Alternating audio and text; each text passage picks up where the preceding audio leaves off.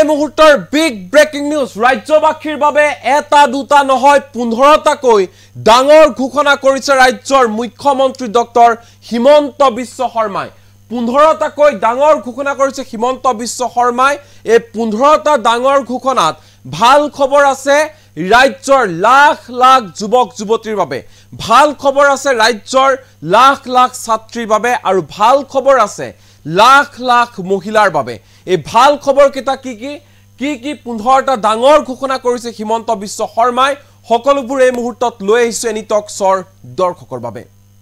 এই মুহূৰ্তত জনাইছো এই ডাঙৰ খবৰ ৰাজ্যবাসীৰ বাবে 15টা ডাঙৰ ঘোষণা মুখ্যমন্ত্ৰী হিমন্ত বিশ্ব শৰ্মাৰ 15টাকৈ ডাঙৰ ঘোষণা কৰিছে প্ৰথমটো ডাঙৰ ঘোষণা নৱেম্বৰ মাহত ৰাজ্যত হ'ব পঞ্চায়ত নিৰ্বাচন ঘোষণা কৰিছে হিমন্ত বিশ্ব শৰ্মাই ৰাজ্যত অক্টোবৰ মাহত পঞ্চায়ত নিৰ্বাচনৰ অধিসূচনা জাৰি কৰা হ'ব অক্টোবৰত তালিকা প্ৰকাশ পাব ভোটাৰ তালিকা অক্টোবৰত ভোটাৰ তালিকা প্ৰকাশ কৰা হ'ব বুলি ঘোষণা কৰিছে হিমন্ত বিশ্ব শৰ্মাই চৰাইদেউ বিশ্ব ঐতিহ্য কৰাৰ ক্ষেত্ৰত গুৰুত্বপূৰ্ণ সিদ্ধান্ত গ্ৰহণ কৰা হৈছে ইউনেস্কোৰ সদস্য ৰাষ্ট্ৰৰ প্ৰতিনিধিক সাক্ষাৎ কৰাৰ সিদ্ধান্ত গ্ৰহণ কৰিছে হিমন্ত চৰকাৰে নিযুত মইনা আঁচনিক লৈ ডাঙৰ ঘোষণা কৰিছে মুখ্যমন্ত্ৰী হিমন্ত বিশ্ব শৰ্মাই 5 আগষ্টত নিযুত মইনা আঁচনিৰ শুভাৰম্ভ কৰা হ'ব যাৰ জৰিয়তে লাভান্বিত হ'ব ছাত্ৰীসকল নিযুত মইনা আঁচনিৰ অধীনত এছএছএলসি আৰু এছএছ উত্তীৰ্ণ শিক্ষাৰ্থীয়ে পাব 10,000 কৈ টকা দিব হিমন্ত বিশ্ব শৰ্মা চৰকাৰে আগষ্ট মাহত মুকলি কৰা হ'ব নতুন মাইক্ৰ ফাইনেন্স আঁচনি এই বৃহৎ ঘোষণা কৰিছে হিমন্ত বিশ্ব শৰ্মাই ৰাজ্যৰ 15 লাখ ব্যক্তিক নতুনকৈ ৰেচন কাৰ্ডৰ ব্যৱস্থা কৰা হ'ব বুলিও ঘোষণা কৰিছে হিমন্ত বিশ্ব শৰ্মাই সেপ্টেম্বৰত 30,000 যুৱকক দিয়া হ'ব 1 লাখ কৈ টকা পাব 30,000 যুৱকে ক্ষুদ্ৰ উদ্যোগৰ বাবে প্ৰথমে দিয়া হ'ব 1 লাখ কৈ টকা এই বৃহৎ ঘোষণা কৰিছে হিমন্ত বিশ্ব শৰ্মাই এমাহৰ ভিতৰত হ'ব মন্ত্ৰীসভাৰ ৰদবদল এই কথা ঘোষণা কৰিছে হিমন্ত বিশ্ব শৰ্মাই 15 আগষ্টৰ ভিতৰত অসম চৰকাৰৰ মন্ত্ৰীসভাৰ ৰদবদল কৰা হ'ব মন্ত্ৰীসভাত নতুন মুখীয় স্থান পাব বিভাগসমূহৰ ক্ষেত্ৰতো হ'ব ৰদবদল এই 15টাকৈ ঘোষণা কৰিছে হিমন্ত বিশ্ব শৰ্মাই অতিৰিক্ত 15 লাখ নতুন হিতাধিকাৰীক ৰেচন কাৰ্ড দিয়া হ'ব বুলি ঘোষণা কৰিছে হিমন্ত বিশ্ব শৰ্মাই প্ৰতি বছৰে প্ৰয়াত বিৰুবালা ৰাভাৰ মৃত্যু দিৱসটো কুসংস্কাৰ বিৰোধী দিৱস হিচাপে পালন কৰা হ'ব এটা সিদ্ধান্ত গ্ৰহণ কৰা হৈছে কেবিনেটত মুঠ 15টাকৈ ঘোষণা কৰিছে ৰাজ্যবাসীৰ বাবে ৰাজ্যৰ মুখ্যমন্ত্ৰী ডক্টৰ হিমন্ত বিশ্ব শৰ্মাই পলম নকৰো কি কৈছে মুখ্যমন্ত্ৰী হিমন্ত বিশ্ব শৰ্মাই মন দি শুনক এছেম্বলিৰ কাৰ্যকাল 2026 লৈকে আছে গতিকে যিকেইটা বিধানসভাত এমপি জিকিছে তেওঁলোকৰ মই যিমান দূৰ আইন জানো আপোনালোকে নিৰ্বাচনী আয়োগক ভাল কৰি খুদিব লাগিব কিন্তু যেনেকা বিহালী ৰঞ্জিত দত্ত জিকিলে বিহালীটো নতুন সমষ্টি মতে শিডিউল কাষ্ট হৈছে কিন্তু পুৰণা মতে নন শিডিউল কাষ্ট গতিকে পুৰণা মতেহে ইলেকশ্যন হ'ব এইটো লাষ্ট ইলেকশ্যন যেনেকা পৰিমল শুক্লবৈদ্য জিকিছে ঢলাই তেওঁৰ এৰিয়াটো নতুন কিন্তু পুৰণা এৰিয়াটোতহে ইলেকশ্যন হ'ব নতুন এৰিয়াটোত ইলেকশ্যন নহয় মন্ত্ৰীসভাৰ গোটেইখন ৰদবদল হ'ব মই আগতে কৈ থৈছো এমাহ লাগিব এমাহৰ পিছত গোটেইখন এটা নতুন লুক এটা হ'ব 26ৰ ইলেকশ্যনৰ টিমটো তৈয়াৰ কৰিব লাগিব গতিকে মিনিষ্ট্ৰীখন সম্পূৰ্ণভাৱে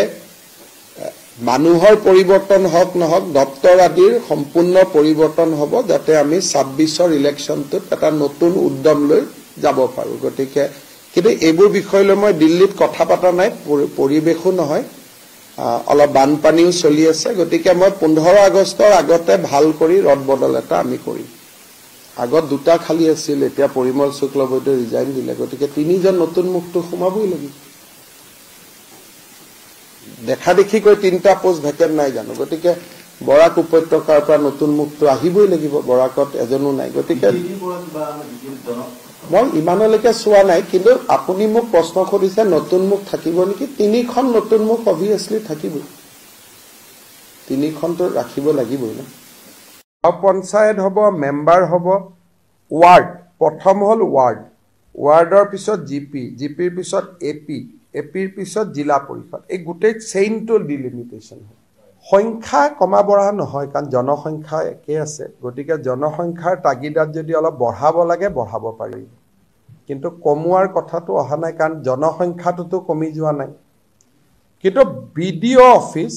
আমাৰ যিটো বিডিঅ' অফিচ আগত আমাৰ জিলাসমূহত আছিলে, সমষ্টি পুনৰ গঠনৰ কাৰণে এতিয়া আগতে এভাৰেজ এটা সমষ্টিত 2টা বিডিঅ' অফিচ আছিল, এতিয়া বিডিঅ' অফিচ কৰবাত এটা হ'ব, কৰবাত 2টা হ'ব, কৰবাত 3টাও হ'বগৈ। আগতে কৰবাত নাছিলো, কিন্তু আমাৰ এইবাৰ বিডিঅ' অফিচখিনিও যাতে প্ৰত্যেক পঞ্চায়ততে এটা কোড হ'ব, যেনেকৈ আজি আমাৰ কামৰূপত, গুৱাহাটী টাউন অকল সোণাপুৰখিনি গাঁও আছে, গতিকে সেইখিনিৰ কাৰণে এটা হ'ব। ধৰক নগাঁও এটা সদৰ সমষ্টি, মেক্সিমাম জেগা নগাঁও টাউনত আছে, কিন্তু অলপ গাঁও ৰখি গৈছে, তেওঁলোকৰ কাৰণে এটা বিডিঅ' অফিচ হ'ব, কিন্তু নগাঁৱৰ লগত ব্ৰহ্মপুৰটো যোগ নহয়, যি হ'ব নগাঁৱতে হ'ব, সৰু হওক ডাঙৰ হওক অফিচটো নগাঁৱতে থাকিব, আৰু নগাঁৱৰ মানুহৰ কাৰণে হ'ব। ব্ৰহ্মপুৰতো ব্ৰহ্মপুৰৰ কাৰণে হ'ব, আধা ব্ৰহ্মপুৰ আধা নগাঁও নহয়। এই গোটেইখিনি আমি আগষ্টৰ 30 তাৰিখৰ ভিতৰত কৰি পেলাম। জিলা পৰিষদ, আঞ্চলিক পঞ্চায়ত, গাঁও পঞ্চায়ত আৰু সমান্তৰালভাৱে ব্লক, যে উন্নয়ন খণ্ডবিলাক 2টা সমষ্টিৰ কাভাৰ কৰি উন্নয়ন খণ্ডবিলাক আছে। বিশেষকৈ বিধানসভাৰ সমষ্টিৰ পুনৰ নিৰ্ধাৰণৰ পিছত এই সমস্যাটো বেছি জটিল হৈ পৰিছে, যে আগতে যদি 2টা ডেভেলপমেণ্ট ব্লক এটা বিধানসভাত আছিল, এতিয়া 2টা ডেভেলপমেণ্ট ব্লকে 4টা বিধানসভা সমষ্টিত স্পৰ্শ কৰিছে, কাৰণ ডিলিমিটেশ্যনৰ সময়ততো ব্লক হিচাপত হোৱা নাই, গাঁও হিচাপত হৈছিলে। সেইকাৰণে তাৰ আগতে আমি অসমত আটাইবোৰ ডেভেলপমেণ্ট ব্লক নতুনকৈ পুনৰ নিৰ্ধাৰণ কৰিম, আৰু সমষ্টিসমূহৰ পঞ্চায়ত, জিলা পৰিষদ আৰু আঞ্চলিক পঞ্চায়তসমূহৰ সীমাৰ পুনৰ নিৰ্ধাৰণ হ'ব। আৰু এই পুনৰ নিৰ্ধাৰণৰ কাৰ্যসূচী আগষ্টৰ 30 তাৰিখে শেষ হ'ব। 3 মাহ ক্লেইমছ, অবজেকশ্যন 3 মাহ থাকিব, আৰু আগষ্টৰ শেষত শেষ হোৱাৰ লগে লগে ছেপ্টেম্বৰ মাহত ভোটাৰ তালিকা, আৰু অক্টোবৰৰ শেষ সপ্তাহত ইলেকশ্যন নটিফিকেশ্যন, আৰু নৱেম্বৰৰ শেষ সপ্তাহ ক'ৰবাত যদি ইলেকশ্যন কমিশ্যনে 1-2 দিন ডিচেম্বৰলৈকে যাব, আমি এই সময়ছোৱাৰ ভিতৰতে ৰাজ্যত পঞ্চায়ত নিৰ্বাচন অনুষ্ঠিত কৰাৰ বাবে আমি সিদ্ধান্ত গ্ৰহণ কৰিছোঁ। যে উন্নয়ন খণ্ডবিলাক 2টা সমষ্টিৰ কাভাৰ কৰি উন্নয়ন খণ্ডবিলাক আছে, বিশেষকৈ বিধানসভাৰ সমষ্টিৰ পুনৰ নিৰ্ধাৰণৰ পিছত এই সমস্যাটো বেছি জটিল হৈ পৰিছে, যে আগতে যদি 2টা ডেভেলপমেণ্ট ব্লক এটা বিধানসভাত আছিল, এতিয়া 2টা ডেভেলপমেণ্ট ব্লকে 4টা বিধানসভা সমষ্টিত স্পৰ্শ কৰিছে, কাৰণ ডিলিমিটেশ্যনৰ সময়ততো ব্লক হিচাপত হোৱা নাই, গাঁও হিচাপত হৈছিলে। সেইকাৰণে তাৰ আগতে আমি অসমত আটাইবোৰ ডেভেলপমেণ্ট ব্লক নতুনকৈ পুনৰ নিৰ্ধাৰণ কৰিম, আৰু সমষ্টিসমূহৰ পঞ্চায়ত, জিলা পৰিষদ আৰু আঞ্চলিক পঞ্চায়তসমূহৰ সীমাৰ পুনৰ নিৰ্ধাৰণ হ'ব। আৰু এই পুনৰ নিৰ্ধাৰণৰ কাৰ্যসূচী আগষ্টৰ 30 তাৰিখে শেষ হ'ব। 3 মাহ ক্লেইমছ, অবজেকশ্যন 3 মাহ থাকিব, আৰু আগষ্টৰ শেষত শেষ হোৱাৰ লগে লগে ছেপ্টেম্বৰ মাহত ভোটাৰ তালিকা, আৰু অক্টোবৰৰ শেষ সপ্তাহত ইলেকশ্যন নটিফিকেশ্যন, আৰু নৱেম্বৰৰ শেষ সপ্তাহ ক'ৰবাত যদি ইলেকশ্যন কমিশ্যনে 1-2 দিন ডিচেম্বৰলৈকে যাব, আমি এই সময়ছোৱাৰ ভিতৰতে ৰাজ্যত পঞ্চায়ত নিৰ্বাচন অনুষ্ঠিত কৰাৰ বাবে আমি সিদ্ধান্ত গ্ৰহণ কৰিছোঁ। আমাৰ চৰকাৰে ইলেকশ্যনৰ সময়ত আমি নিযুত মইনা বুলি আঁচনি এখনৰ কথা উল্লেখ কৰিছিলোঁ। এই আঁচনিখনৰ অধীনত এইবাৰ যিসকলে হায়াৰ ছেকেণ্ডাৰী পৰীক্ষাত পাছ কৰি আৰু মেট্ৰিক পৰীক্ষাত পাছ কৰি কলেজত নামভৰ্তি কৰিলে ছোৱালীসকলে 10,000 আৰু 12,500 টকা লাভ কৰিব। এই আঁচনিখনৰ কাঠামোটো আজি কেবিনেটে মঞ্জুৰি দিয়ে, যিহেতু আমাৰ এডমিশ্যনবিলাক হৈ গ'ল। আমি বিচাৰিছোঁ যে অন্তত অহা 2 মাহৰ ভিতৰত যদি তেওঁলোকে পইচাটো পাই যায়, তেতিয়া ছোৱালীখিনিয়ে নিজৰ পঢ়াটো অব্যাহত ৰাখিব পাৰিব। কিন্তু আৰু এটা আমাৰ মাজত পৰামৰ্শ আহিলে যে নহয়, একেলগে 10,000 টকা দিব নালাগে, মাহত 1,000 কৈ দিব লাগে। লাগিলে টকাটো 12,000 হওক, কিন্তু মাহত 1,000 কৈ দিলে ছোৱালীখিনিয়ে টকাটো শিক্ষাৰ কামত লগাব, কিন্তু একেলগে 10,000 পালে মোবাইল টোবাইলো কিনি ল'ব পাৰে। গতিকে এই বিষয়টো আমাৰ ৰণোজ পেগু আৰু চন্দ্ৰমোহন পাটোৱাৰীক লৈ আমি কেবিনেট কমিটি এখন কৰি দিছোঁ। অহা 7 দিনৰ ভিতৰত তেওঁলোকে শিক্ষাবিদসকলৰ লগত কথা পাতি আমাক এটা পৰামৰ্শ দিব যে মাহত 1,000 কৰি দি থাকিম নে একেলগে আমি 10,000 দিম। এই সিদ্ধান্তটো আমি বেছি সময় দিয়া নাই, 7 দিন দিছোঁ, কাৰণ 15 আগষ্টৰ দিনাখন এই আঁচনিখনৰ টকা 1,000 টকা কৰিয়ে হওক বা একেলগে 10,000 টকা কৰিয়ে হওক, যিটোৱে হওক, এই আঁচনিখন আমি অহা 15 আগষ্টৰ দিনাখন শুভাৰম্ভ কৰিব খুজিছোঁ। আমাৰ চৰকাৰে ইলেকশ্যনৰ সময়ত আমি নিযুত মইনা বুলি আঁচনি এখনৰ কথা উল্লেখ কৰিছিলোঁ। এই আঁচনিখনৰ অধীনত এইবাৰ যিসকলে হায়াৰ ছেকেণ্ডাৰী পৰীক্ষাত পাছ কৰি আৰু মেট্ৰিক পৰীক্ষাত পাছ কৰি কলেজত নামভৰ্তি কৰিলে ছোৱালীসকলে 10,000 আৰু 12,500 টকা লাভ কৰিব। এই আঁচনিখনৰ কাঠামোটো আজি কেবিনেটে মঞ্জুৰি দিয়ে, যিহেতু আমাৰ এডমিশ্যনবিলাক হৈ গ'ল। আমি বিচাৰিছোঁ যে অন্তত অহা 2 মাহৰ ভিতৰত যদি তেওঁলোকে পইচাটো পাই যায়, তেতিয়া ছোৱালীখিনিয়ে নিজৰ পঢ়াটো অব্যাহত ৰাখিব পাৰিব। কিন্তু আৰু এটা আমাৰ মাজত পৰামৰ্শ আহিলে যে নহয়, একেলগে 10,000 টকা দিব নালাগে, মাহত 1,000 কৈ দিব লাগে। লাগিলে টকাটো 12,000 হওক, কিন্তু মাহত 1,000 কৈ দিলে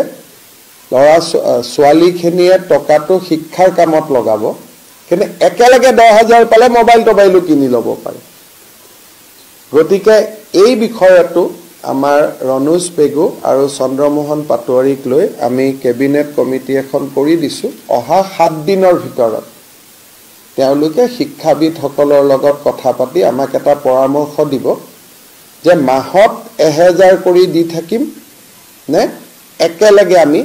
10,000 দিম। এই সিদ্ধান্তটো আমি বেছি সময় দিয়া নাই, 7 দিন দিছোঁ, কাৰণ 15 আগষ্টৰ দিনাখন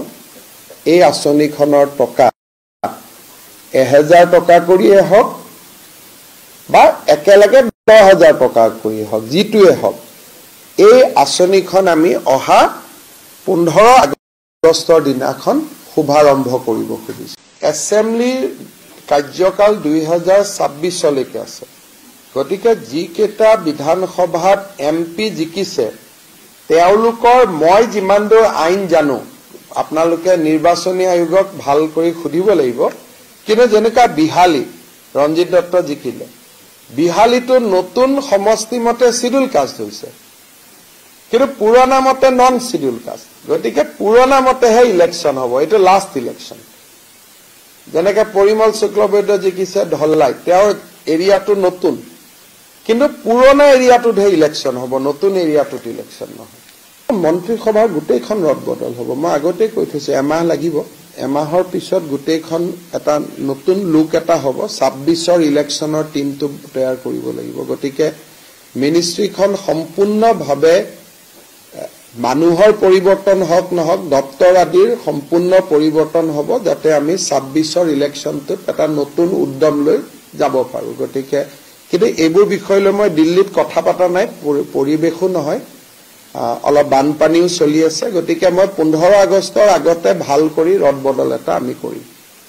আগত দুটা খালি আছিল এতিয়া পৰিমল শুক্লবৈদ্য ৰিজাইন দিলে গতিকে তিনিজন নতুন মুক্ত সোমাবই লাগিব দেখা দেখি কৈ তিনটা পোষ্ট ভেকেন্ট নাই জানো গতিকে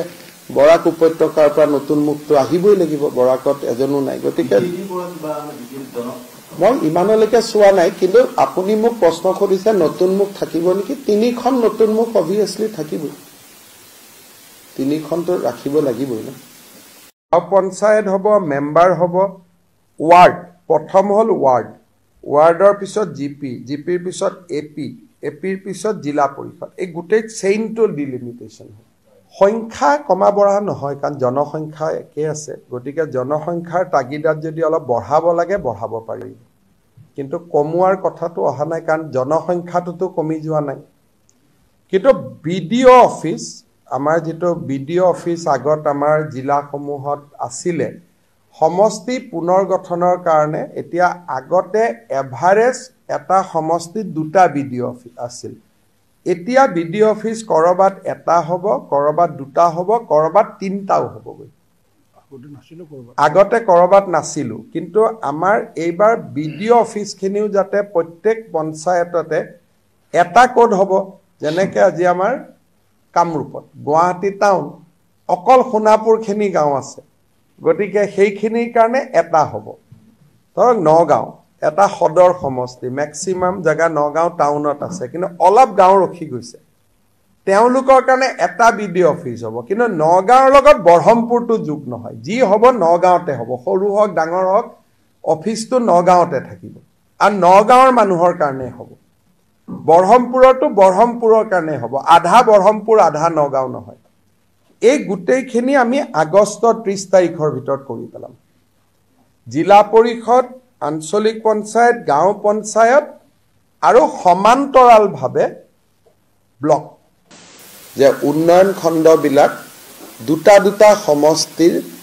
কাভাৰ কৰি উন্নয়ন খণ্ডবিলাক আছে বিশেষকৈ বিধানসভাৰ সমষ্টিৰ পুনৰ নিৰ্ধাৰণৰ পিছত এই সমস্যাটো বেছি জটিল হৈ পৰিছে যে আগতে যদি দুটা ডেভেলপমেন্ট ব্লক এটা বিধানসভাত আছিল এতিয়া দুটা ডেভেলপমেন্ট ব্লকে চাৰিটা বিধানসভা সমষ্টিত স্পৰ্শ কৰিছে কাৰণ ডিলিমিটেশ্যনৰ সময়তো ব্লক হিচাপত হোৱা নাই গাঁও হিচাপত হৈছিল সেইকাৰণে তাৰ আগতে আমি অসমত আটাইবোৰ ডেভেলপমেন্ট ব্লক নতুনকৈ পুনৰ নিৰ্ধাৰণ কৰিম আৰু সমষ্টিসমূহৰ পঞ্চায়ত জিলা পৰিষদ আৰু আঞ্চলিক পঞ্চায়তসমূহৰ সীমাৰ পুনৰ নিৰ্ধাৰণ হ'ব আৰু এই পুনৰ নিৰ্ধাৰণৰ কাৰ্যসূচী আগষ্টৰ 30 তাৰিখে শেষ হ'ব 3 মাহ ক্লেইমছ অবজেকশন 3 মাহ থাকিব আৰু আগষ্টৰ শেষত শেষ হোৱাৰ লগে লগে সেপ্টেম্বৰ মাহত ভোটাৰ তালিকা আৰু অক্টোবৰৰ শেষ সপ্তাহত ইলেকশন নটিফিকেশন আৰু নৱেম্বৰৰ শেষ সপ্তাহ কৰবাত যদি ইলেকশন কমিশনে এটা দুটা দিন ডিসেম্বৰলৈকে যাব আমি এই সময়ছোৱাৰ ভিতৰতে ৰাজ্যত পঞ্চায়ত নিৰ্বাচন অনুষ্ঠিত কৰাৰ বাবে আমি সিদ্ধান্ত গ্ৰহণ কৰিছো যে উন্নয়ন খণ্ডবিলাক দুটা সমষ্টিৰ কাভাৰ কৰি উন্নয়ন খণ্ডবিলাক আছে বিশেষকৈ বিধানসভাৰ সমষ্টিৰ পুনৰ নিৰ্ধাৰণৰ পিছত এই সমস্যাটো বেছি জটিল হৈ পৰিছে যে আগতে যদি দুটা ডেভেলপমেন্ট ব্লক এটা বিধানসভাত আছিল এতিয়া দুটা ডেভেলপমেন্ট ব্লকে চাৰিটা বিধানসভা সমষ্টিত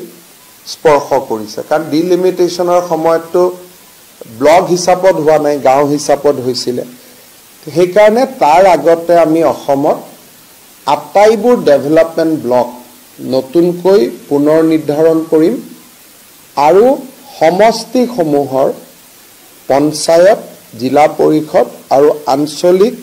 পঞ্চায়তসমূহৰ সীমাৰ পুনৰ নিৰ্ধাৰণ হ'ব আৰু এই পুনৰ নিৰ্ধাৰণৰ কাৰ্যসূচী আগষ্টৰ 30 তাৰিখে শেষ হ'ব 3 মাহ ক্লেইমছ অবজেকশন 3 মাহ থাকিব আৰু আগষ্টৰ শেষত শেষ হোৱাৰ লগে লগে সেপ্টেম্বৰ মাহত ভোটাৰ তালিকা আৰু অক্টোবৰৰ শেষ সপ্তাহত ইলেকশ্যন নটিফিকেশ্যন আৰু নৱেম্বৰৰ শেষ সপ্তাহ কৰবাত যদি ইলেকশ্যন কমিশনে এটা দুটা দিন ডিসেম্বৰলৈকে যাব আমি এই সময়ছোৱাৰ ভিতৰতে ৰাজ্যত পঞ্চায়ত নিৰ্বাচন অনুষ্ঠিত কৰাৰ বাবে আমি সিদ্ধান্ত গ্ৰহণ কৰিছো আমাৰ চৰকাৰে ইলেকশ্যনৰ সময়ত আমি নিযুত মইনা বুলি আঁচনি এখনৰ কথা উল্লেখ কৰিছিলো এই আঁচনিখনৰ অধীনত এইবাৰ যিসকলে হায়াৰ সেকেন্ডাৰী পৰীক্ষাত পাছ কৰি আৰু মেট্ৰিক পৰীক্ষাত পাছ কৰি কলেজত নাম ভৰ্তি কৰিলে ছোৱালীসকলে 10,000 আৰু 12,500 টকা লাভ কৰিব এই আঁচনিখনৰ কাঠামোটো আজি কেবিনেটে মঞ্জুৰি দিয়ে যিহেতু আমাৰ এডমিশন বিলাক হৈ গল আমি বিচাৰিছো যে অন্তত অহা দুমাহৰ ভিতৰত যদি তেওঁলোকে পইচাটো পাই যায় তেতিয়া ছোৱালীখিনিয়ে নিজৰ পঢ়াটো অব্যাহত ৰাখিব পাৰিব কিন্তু আৰু এটা আমাৰ মাজত পৰামৰ্শ আহিলে যে নহয় একেলগে 10,000 টকা দিব নালাগে মাহত 1,000 কৈ দিব লাগে লাগিলে টকাটো 12,000 হওক কিন্তু মাহত 1,000 কৈ দিলে লৰা ছোৱালীখিনিয়ে টকাটো শিক্ষাৰ কামত লগাব কিন্তু একেলগে 10,000 পালে মোবাইল টোবাইলো কিনি ল'ব পাৰে গতিকে এই বিষয়টো আমাৰ ৰনোজ পেগু আৰু চন্দ্ৰমোহন পাটোৱাৰীক লৈ আমি কেবিনেট কমিটি এখন কৰি দিছো অহা 7 দিনৰ ভিতৰত তেওঁলোকে শিক্ষাবিদসকলৰ লগত কথা পাতি আমাক এটা পৰামৰ্শ দিব যে মাহত 1,000 কৰি দি থাকিম নে একেলগে আমি 10,000 দিম এই সিদ্ধান্তটো আমি বেছি সময় দিয়া নাই 7 দিন দিছো কাৰণ 15 আগষ্টৰ দিনাখন এই আঁচনিখনৰ টকা 1,000 টকা কৰিয়ে হওক বা একেলগে 10,000 টকা কৰিয়ে হওক যিটোৱে হওক এই আঁচনিখন আমি অহা 15 আগষ্টৰ দিনাখন শুভাৰম্ভ কৰিব খুজিছো আমাৰ চৰকাৰে ইলেকশ্যনৰ সময়ত আমি নিযুত মইনা বুলি আঁচনি এখনৰ কথা উল্লেখ কৰিছিলো এই আঁচনিখনৰ অধীনত এইবাৰ যিসকলে হায়াৰ সেকেন্ডাৰী পৰীক্ষাত পাছ কৰি আৰু মেট্ৰিক পৰীক্ষাত পাছ কৰি কলেজত নাম ভৰ্তি কৰিলে ছোৱালীসকলে 10,000 আৰু 12,500 টকা লাভ কৰিব